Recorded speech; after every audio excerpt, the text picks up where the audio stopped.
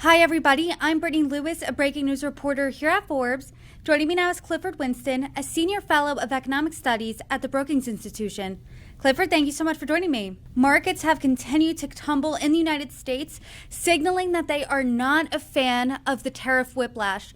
President Trump ran for his second term for president largely on a platform of, I am going to save the economy, I am going to steer this ship, I'm going to fix the economy. Now, he hasn't been doing much to quell economic fears in recent days. He's said that we are in a period of transition. He's even unable to rule out a recession. You wrote an article entitled this, "Let's Not Sanewash Donald Trump's Policies Toward Markets."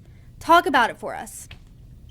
First explain, given the inflammatory nature of the title and the content, really sort of what the main goal of the piece is. And that's really a conceptual one. That is, think of any practitioner, whether it be a policymaker, whether it be a doctor, whether it be a refrigerator repair person, okay? They all sort of have the same rational approach to their practice. That is, you first start off with a theory or a framework. Here's a problem. What do we know about it? What do we think is wrong? And how could we approach it to improve things? Right. First step. Second step, then you turn to the evidence. What do we know about the method we want to use to address the problem? Is there any evidence it works? Do we have, in the case of the U.S., evidence from the states, if we want to think about a federal policy, or evidence from abroad? Have we learned anything from other countries that could guide us? Then finally, you go ahead and say, okay, I have a good theory. Yes, there's some evidence in other cases that my theory is right about how to fix the problem. Let's do it. Then you look and see how you're doing. And is the evidence consistent with what you think your policy, or with what your policy is doing, or what you thought it would do? And then you say, okay, should I keep it, or do I need to reform it? Okay? So this is really, I think, a reasonable methodology for anybody in any line of work who is a practitioner that has to solve problems. The point of my piece is that in the case of policymaking, which is what Trump as president is doing, he doesn't employ this methodology. It's hard to say what he does, but whatever it isn't that. And my point is, by being that way, he's irrational and delusional. And it really amounts to a crazy approach toward markets for policymaking. And I think in a number of areas, we're seeing this bad way of doing things, which I think in the long run is going to be very harmful. And I think from what you're saying, when you're trying to solve a problem, if you see that that's not the correct way to solve it, if you're seeing roadblocks, if you're seeing it's not working, people usually course correct. Markets don't like tariffs. Economists don't like tariffs. Even some Republicans I've talked to don't like tariffs. Tariffs are Americans widely disapprove of tariffs, according to polls. So why double down? Why triple down? What do you think the end game is here? The whole problem is, if someone would sort of give a rational response to why they're not pursuing a rational policy, that would be one thing. But that is not what the president is doing. As you said, he's just doubling down. So it's hard to sort of sane-wash him and say he's doing something rational. He's not. From here, then, the discussion is, I have no idea what he's doing and why he's doing it. In theory, right, he will go on record as saying, installing tariffs, setting tariffs to increase employment, protect industries, and promote job growth. Effectively, what they're doing is reducing competition. Okay. If he really believed that, then he could sort of say, okay, and this is the best way to promote jobs. But of course it isn't, right? There are many other better ways of promoting jobs without hurting consumers, because tariffs are going to raise prices for consumers. And so that's going to hurt them. Can we do something to promote jobs without hurting consumers? Well, there is an answer to that question. Something like the investment tax credit, right? If you want to promote jobs, that why don't you encourage industry to expand output, reducing their costs and investments by giving them a tax credit, they'll then hire more workers. You don't have to then raise prices in front of for consumers. You achieve what you want at much lower cost without hurting consumers. That's a rational thing to do. But we can't even engage in a discussion about this. That is what's so frightening, right? I mean, he's just wedded to tariffs, and he's going to ignore alternatives. And I think he'll also ignore what the effects are, which are not going to be good. I'm curious, as an economist, what do you think of tariffs being used as a negotiating tactic? Because people, pundits, some Republicans who are supporting Donald Trump, they're saying everything from he's putting America first, he's showing our trading partners that America isn't going to be taken advantage of. This is sending a message. Change is tough, but buckle in. In the long haul, this will be to our benefit. What do you say to those types of arguments? Again, what are you trying to do? I mean, you're sort of using a negotiating tactic. What is your end goal, right? I mean, if your end goal, again, is, well, we're doing this to increase employment, okay, why not go for a policy which we know is a much more efficient way to increase employment, like the investment tax credit? And there are other things that can be done. Why go through all this, right? I mean, it's only going to annoy partners. Yes, there's this theoretical literature in economics about the optimal tariff, thinking back and forth about people responding. But again, you look at practice, right? Look at the evidence. Is there really any compelling evidence that this actually works? Or does it generally backfire and hurt consumers? I mean, Trump did this his first term. We have evidence about what the effects are, and they're not positive in terms of overall welfare for the economy. Prices went up, and it was very costly for any jobs that were created. There's also another risk. Effectively, what you're doing when you set up tariffs and you're protecting domestic firms, they might raise their prices. They may say, look, I'm an auto company. I put in tariffs. I don't have to compete as intentionally as I used to with, say, Japanese automakers. I think I'm going to raise my prices. And their prices are going to go up. I might not necessarily help consumers. Now, in this case, this is now theory. This is what happened in the 1980s.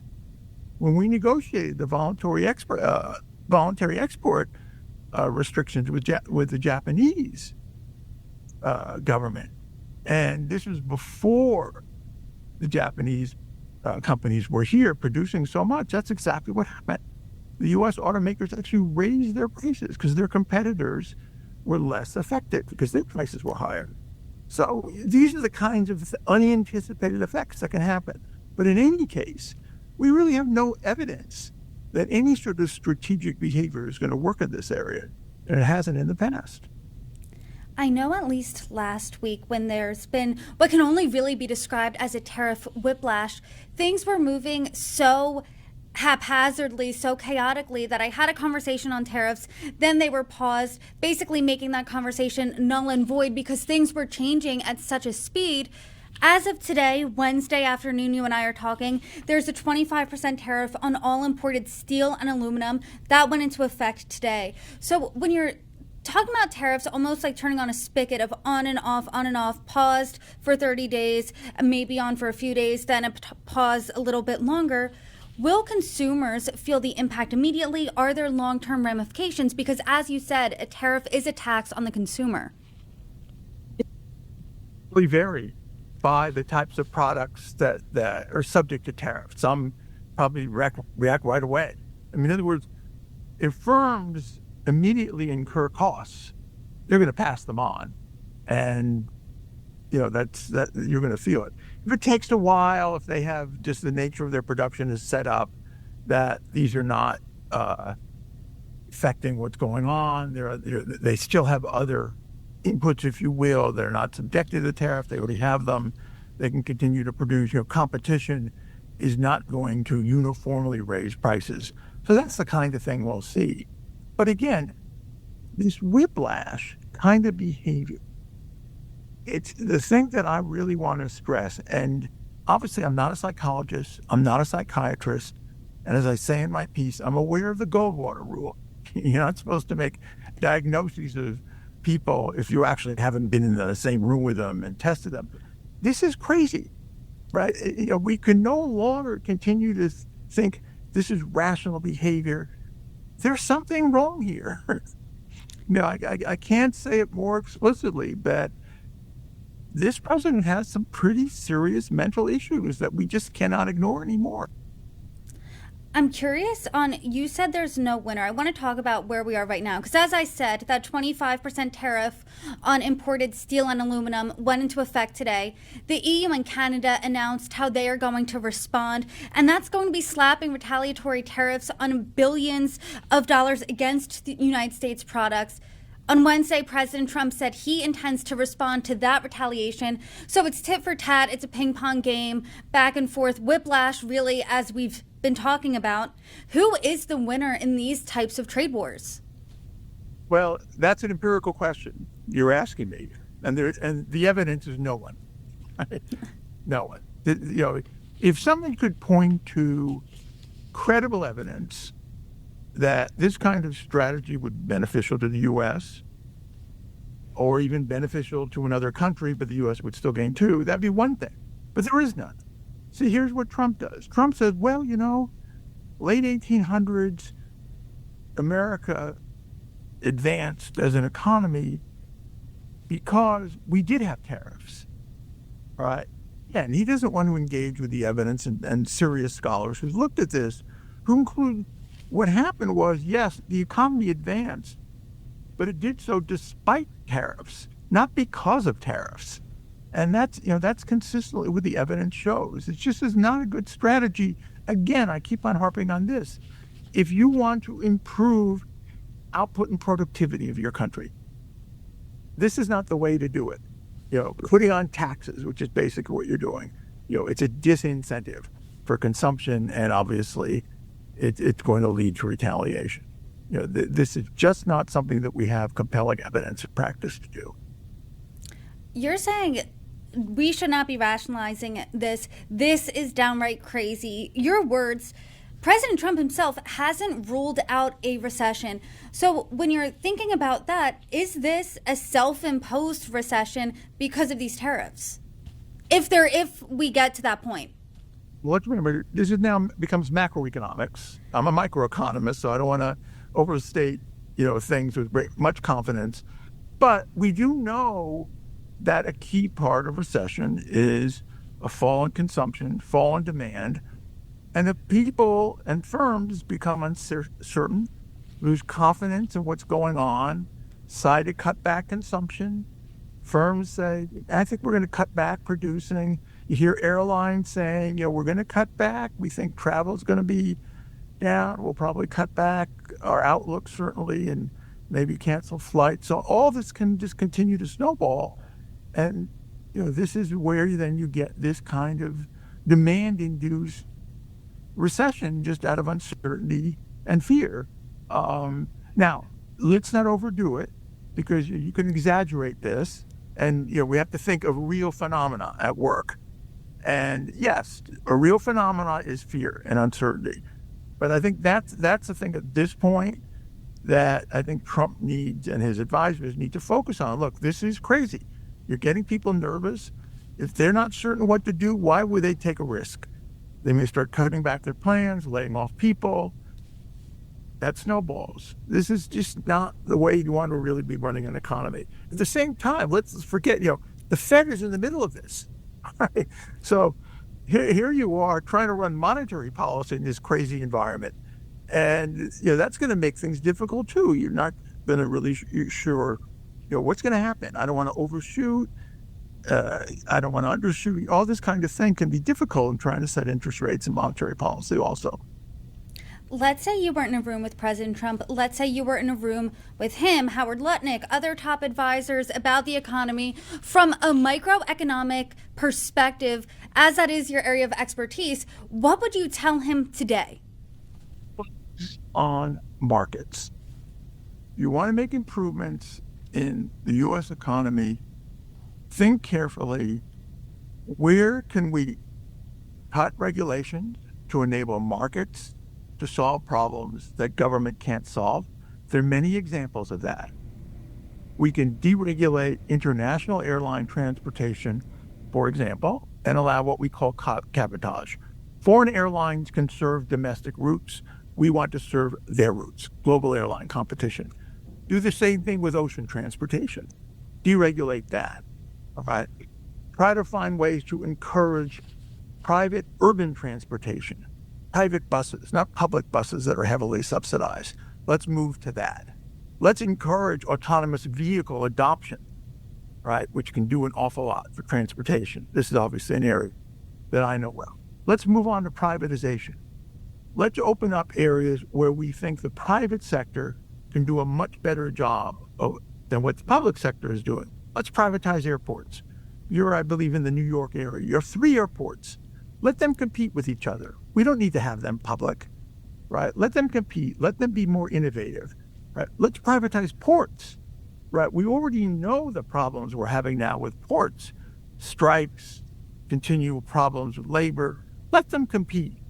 And let's just see how that's going to work when you have competition making it much more difficult to be raising wages and fighting over what we call in economics as rents. It's just an extra big pie because of protection from regulation. These are the kinds of things that one could focus on to improve the economy, markets. And instead of all these other things that, are not helpful. And it is shocking that for Republicans, one would think that that's what they want to focus on, is what we call market corrections, spurring innovation and technological advance. That we know helps advance the economy. There's considerable evidence about that, but they're not focusing on that, just the opposite. They're discouraging innovation in terms of threatening, immigration and not making America an attractive place to come and invest. We want this kind of thing. Musk knows that. I mean, his company was built on that. So there's a little tension there. But Trump doesn't really seem to follow that or even believe in it. So, these are the broad areas: markets, innovation, allow things to open up. Then we can make progress. But Trump takes these things personal or in ways that I cannot understand. Again, I would recommend some psychological or psychiatric insight here. And this is the mess we're in now. I'm thinking about the everyday American, the consumer, who their biggest focus is the economy. They're seeing stock prices tumble. They're hearing you say a tariff is a tax on the consumer. No one wants an extra tax. No one wants to be paying more.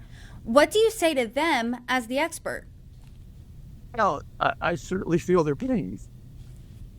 I mean, this is not great for capital markets. I mean, that's a simple statement. Or equity markets. I mean, all this uncertainty, all these kinds of disruptions. This is not what Wall Street likes. They like certainty. Obviously, they like certainly policies that are spurring growth. This is not what we're doing. We're creating chaos. And again, if you go to the root of it, it's hard to see what rational behavior is behind it, what problem you're trying to solve, what evidence, what theory you're using, what evidence you're using. Are you looking then at retrospective evidence and how things are turning out? It's worrisome. It's not obvious to me where it's going to end.